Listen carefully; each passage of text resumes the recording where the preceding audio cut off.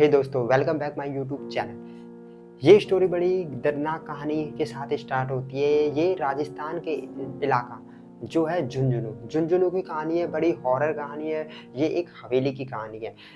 पुराने टाइम में ये कहानी एक महाराजा राणा जी की कहानी है। तो ये इस वीडियो स्टार्ट करने से पहले इतना ही बताऊंगा कि इस वीडियो को जरूर पूरा देखिए, क्योंकि इस कहानी में बड़ा ही मजा आने वाला है। ये राणा जी की आत्मा की कहानी है जो वर्षों तक उस हवेली में भटकती रहती है। चलिए कहानी स्टार्ट करते हैं। आपको आई थिंक आपको मजा आएगा इस कहानी के अंदर। ये कहानी स्टार्ट होती है बहुत टाइम पहले, कम से कम 40 साल पहले की बात है कि उस टाइम अंग्रेजों का शासन हुआ करता था। अंग्रेजी काल में राजस्थान के अंदर, जैसे कि आप लोग जानते हो कि अंग्रेजों ने कम शासन किया था, तो उसी के अंदर राजस्थान के अंदर एक झुंझुनू नाम का इलाका है। राजस्थान में झुंझुनू नाम का इलाका है जो बालाजी के थोड़ा सा आगे पड़ता है। झुंझुनू, उसके अंदर एक हवेली होती है, राणा जी की हवेली।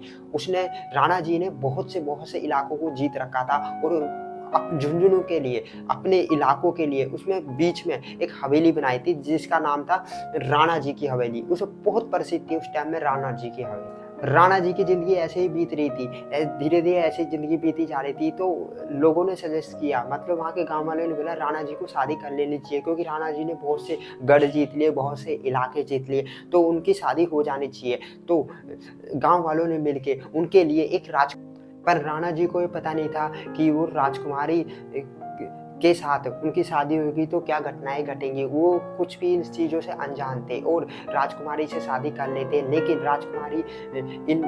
राजकुमारी की जो हरकतें थी धीरे धीरे राणा जी के सामने आने लगी, क्योंकि राजकुमारी सिर्फ उनकी दौलत के लिए ही शादी करने के लिए तैयार हुई थी। वो चाहती थी कि राणा जी की जितनी भी दौलत है वो मुझे मिल जाए।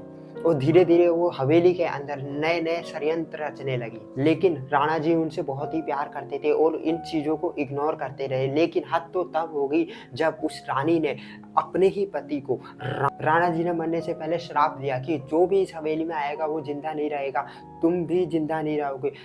आने वाले कल में उस रानी की भी मौत हो जाती है, क्योंकि राणा जी की आत्मा सबको मार देती है। लेकिन वक्त बीतता जाता है, कम से कम 20 साल हो जाते हैं इन बातों को। गाँव वाले धीरे धीरे इन बातों को भूलते रहते हैं। लेकिन एक दिन क्या होता है कि दो लोगों की, एक लड़का होता है एक लड़की होती है, उनकी शादी होने वाली होती है। वो घूमने के लिए वैसे ही झुंझुनू जाते हैं, तो वो हवेली को देखते हैं। वो सोचते हैं कि इस हवेली में क्या होगा। वो भूत प्रेत इन सब बातों पर विश्वास नहीं करते हैं और उस हवेली के अंदर चले जाते हैं।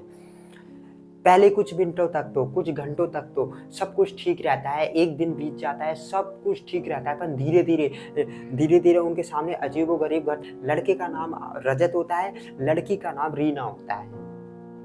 तो रजत और रीना बोलते हैं हमने गलती कर दी, बहुत बड़ी गलती कर दी इस हवेली में आके। लेकिन रीना और रजत, जहाँ पर राणा जी की आत्मा को दफनाया गया था, वहाँ पर ही अचानक से क्या होता है, रीना गायब हो जाती है और उसी कमरे में जाके दफन हो जाती है। तो रजत उसे ढूंढने की कोशिश, ऐसे 3-4 दिन बीत जाते हैं, क्योंकि वो लोग मर चुके थे। बहुत दिन बीत जाते हैं, कम से कम 15 दिन हो जाते हैं। तो घर वालों को चिंता हो जाती है कि हमारा बेटा बेटी कहाँ गए हैं, उन्हें ढूंढना चाहिए। तो उसकी बहन होती है, रीना की बहन होती है। रीना की बहन का नाम सलोनी होता है, सलोनी। और उसका पति समीर, उसका पति जो समीर होता है ना, वो पैरानॉर्मल एक्टिविटीज में, जो भूत प्रेत इन सब एक्टिविटी पर रिसर्च करता है, तो उसे इन चीज़ों के बारे में पता होता है।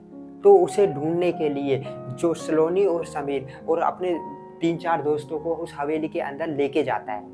आधी रात हो जाती है, आधी रात को खिड़कियां अपने आप हिलने लग जाती है, दरवाजे अपने आप मतलब खुलने बंद होने लग जाते हैं, ऐसी वैसी एक्टिविटी होने लग जाती है। तब उनका खौफ और भी बढ़ जाता है। लेकिन समीर उनको समझाता है, लेकिन समीर उनको बोलता है कि ये आत्माएं हैं, कुछ भी हो सकता है, लेकिन हमें अपने धैर्य से काम लेना चाहिए। लेकिन अचानक उनमें से एक दोस्त अचानक से गायब हो जाता है और वो राणा जी को जहाँ दफनाया गया था, जो कमरा था, वहां पर जाके वो दफन हो जाता है। अब उनका खौफ और भी ज्यादा बढ़ने लगा। वो तो ढूंढने के लिए अपनी बहन को आए थे, लेकिन उनका खौफ और भी बढ़ता जा रहा था, क्योंकि ऐसी ऐसी एक्टिविटी हो रही। समीर क्या बोलता है, चलो हम सब एक कमरे में चलते हैं और मैं ना बोलूं तब तक इस कमरे से कोई बाहर नहीं निकलेगा, क्योंकि समीर जानता था कि ये सब ऐसे ही खत्म नहीं होने वाला। हमें राणा जी की आत्मा को बुलाना पड़ेगा और उससे पूछना पड़ेगा कि तुम्हें क्या चाहिए, तुम क्या चाहते हो। तो वो सब एक कमरे में इकट्ठा हो जाते हैं और समीर सबको बोलता है कि जब तक मैं ना कहूँ किसी एक दूसरे का हाथ मत छोड़ना और इस कमरे से